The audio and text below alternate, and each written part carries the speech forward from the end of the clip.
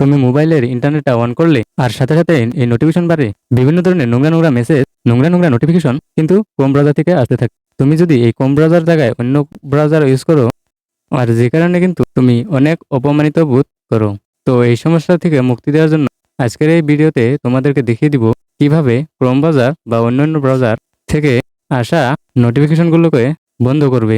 Maximum লোকে কিন্তু এই ক্রোম ব্রাউজারটাই ইউজ করে। আমি ক্রোম ব্রাউজারে দেখাবো, তোমরা অন্য ব্রাউজারেও একই স্টেপ ফলো করবে। তো ক্রোম ব্রাউজারটা এখানে ওপেন করেছি। তো দেখো কর্নারে একটা থ্রি ডট রয়েছে, এই থ্রি ডটে ক্লিক করবে। ক্লিক করার পরে দেখো নিচে অনেকগুলো অপশন রয়েছে। তো একটা অপশন রয়েছে সেটিংস, দেখো এখানে ক্লিক করবে। এখানে ক্লিক করার পরে নিচের দিকে যাবে।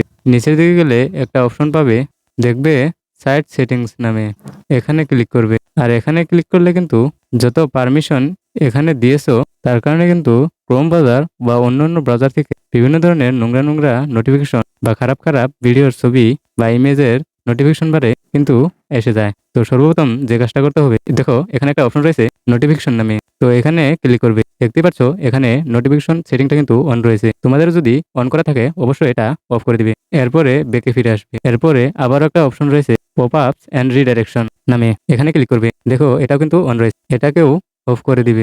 এরপরে আরেকটা অপশন রয়েছে যেটা হচ্ছে এই যে দেখো প্রোটেক্টেড কন্টেন্ট। তো এখানে ক্লিক করবে।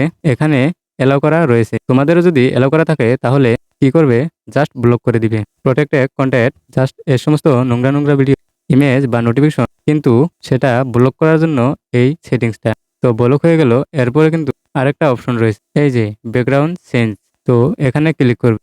এখানে এলাও করা রয়েছে বা অন রয়েছে, তুমি কি করবে, জাস্ট এটাকে অফ করে দিবে। ব্যাস, আর কিছু করতে হবে না। এরপরে সোজা চলে যাবে তোমার মোবাইলে গিয়ে তুমি তোমার ক্রোম ব্রাউজারটা দেখতে পাচ্ছ, ক্রোম ব্রাউজারের উপরে আঙ্গুলটা প্রেস করে রাখবে। তো দেখো এখানে একটা আই আইকন রয়েছে, অর্থাৎ ইনফরমেশন আইকন রয়েছে।